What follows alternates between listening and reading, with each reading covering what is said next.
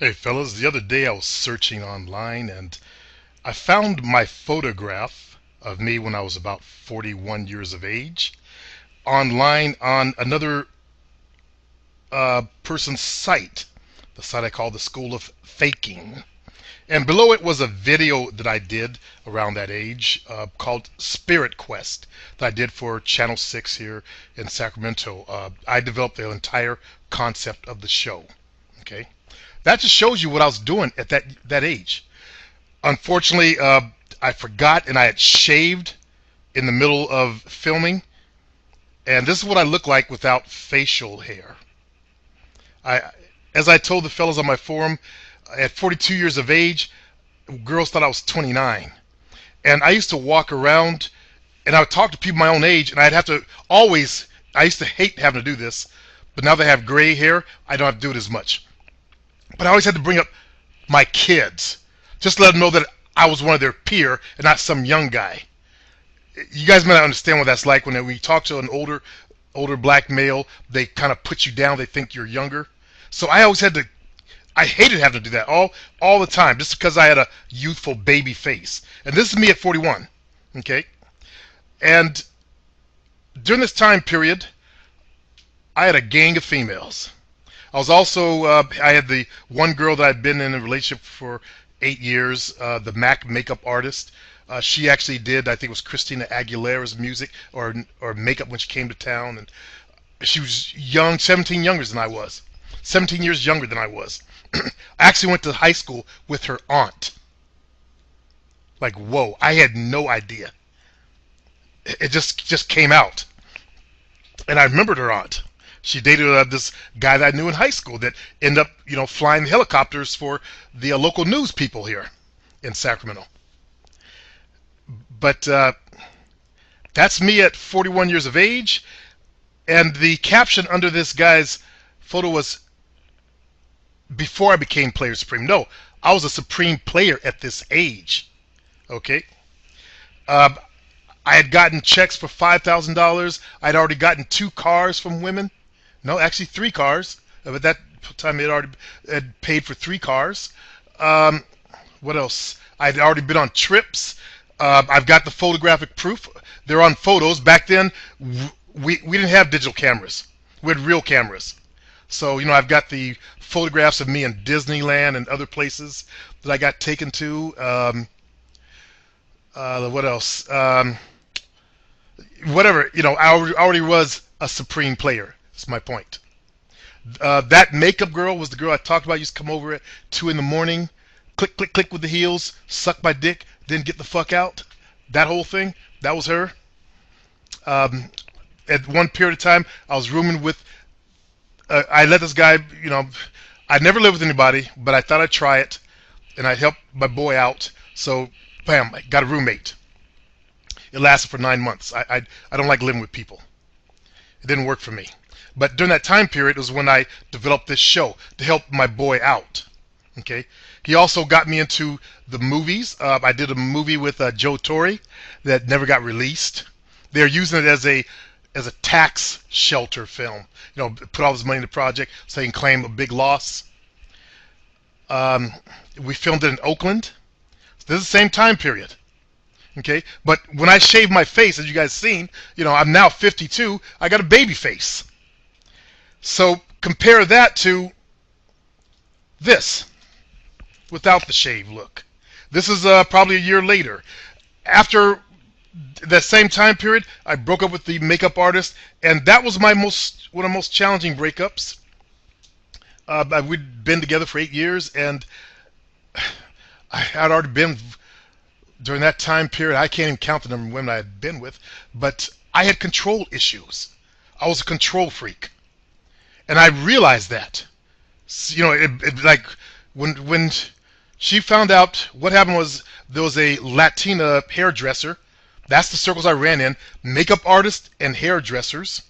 Okay, I was messing with this Latina hairdresser. I wanted her to bone my boy, the producer guy. So I got him to make out. But she wanted to be with me. So anyway, we later on hooked up and did some freaky shit. Oh, brother, I won't even tell you guys. The cameras and all that shit. But anyway, she wanted me to be her boyfriend. I said no. I'm with my girl. I was respectful about that, but I was an asshole. I admit I was a piece of shit. Whatever ladies want to call me. I was a player. What do you expect? You see that innocent face? Who can resist that face? So anyway, homegirl goes up to my girl in a grocery store and tells her. Now my girl already was a psychopath. She was young, immature. She couldn't handle it. She blew. She needed therapy. And I still kept her around for 6 months after that. But I finally said enough. We're broke up. I was keeping her around for sex only. She didn't want to be with me, but she couldn't let go. So it was codependent. And, I was getting the sex still. But, I couldn't lock. If I don't have total control, I'm not into it. Okay? That's the kind of man I am. Okay? So she didn't want to give that total control. Bye. I finally said goodbye after 6 months, said some mean things to her, and broke it off. And I became the biggest pimp in Sacramento. If you look closely, you see there's no difference in the face except the facial hair. It's about a year later. Within a year, my first threesome. About 42 there. But the TV show was a show called Spirit Quest. As I said, I developed that show to help my buddy out because hang out with me, he got into a battle with another producer that he worked for and ostracized. So I like to turn lemons into lemonade. I'm not going to let my boy go down. So I created this idea of the show. And I've always had a battle between my spiritual side and my player side. Okay? So this is my spiritual side speaking.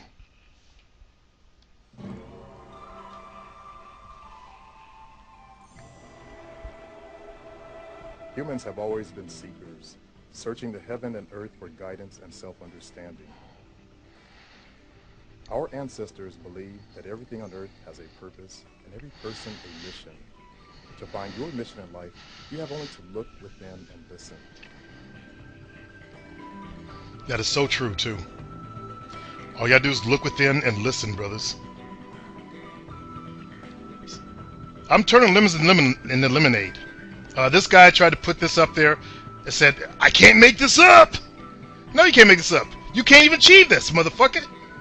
You can't do your own TV show and be the star of it. You know how many guys, how many women I got because of this TV show? People coming up to me saying, you know what?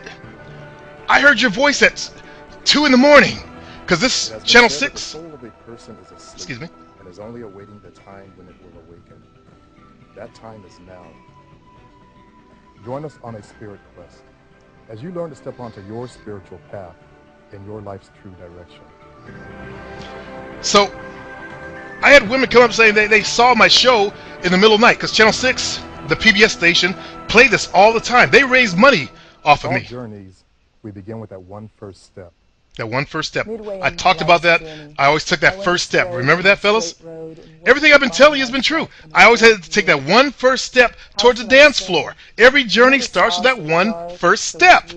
This is more proof of the validity of my game. Excuse me. Exactly, that one first step. From the warm plains of Africa to the cold mountains of Northern Europe, from Asia to the Americas, our ancestors understood the delicate balance of all life here on Earth. But in today's modern society, we have become so focused on getting through each day that we have stopped listening to the voice that has been whispering to us since birth. A voice is calling you to listen, and a voice is calling you to your purpose in life. It is the voice that some people call the universal life force, and it permeates everything in creation. It can be found in the air, in the water, in the trees, plants, and the earth itself. It is the spark that gives us life. Our very natures yearn for the answers. The connection to truth is inside us. Listen with focused attention, and you will hear the calling of life everywhere. I love this album. This is a great album. This song, I can't remember the name of the album, but listen to the words of this. Secret steps to take. We need peace and understanding.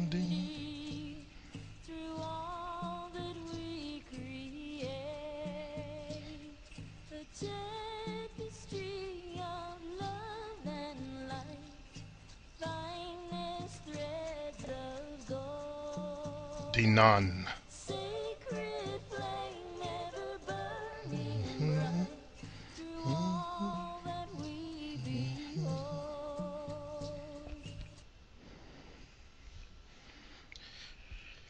Yes, brothers. And so we begin our journey by exploring our spirit's home. So that's a TV show that I created, as I was saying. And you see, everything that I speak about, you saw it right there in that TV show when I was 41 years of age. Okay? I talk about finding within you, looking within, finding your purpose, discovering your passions. So you see, the elements has been there the entire time that I preach about. I'm not some fake dude that came to the internet trying to preach some fake shit. I'm not selling some affiliate products. I'm the real thing, as I said before, fellas. The real thing. This is not some game here, some wild ass pickup artist junk.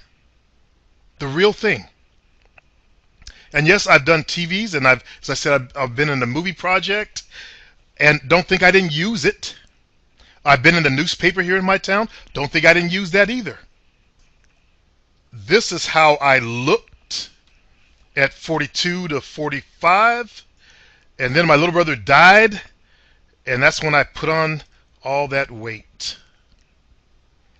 Yeah. So that fella who tried to, I don't know, try to make fun of my TV show, I'd like to see his TV show. I like to see him in the movies instead of running down there trying to do some stupid Joe Madden Game Boy shit. You know, I do real shit in the real world. That's my point. Okay? And this was my first threesome. In this photograph here.